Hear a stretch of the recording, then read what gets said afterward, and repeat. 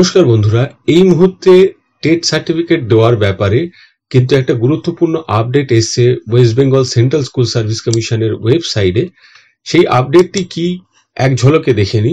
It is notified for all concern that 12th RLST candidate who might be unable to collect revalidated TET certificates on the scheduled days due to HS invigilation duty or other such unavoidable events will be given opportunity at later dates in accordance with a duly notified schedule. It is made clear that no teacher should remain absent from HS invigilation or other such important duties for collection of revalidated TET certificates.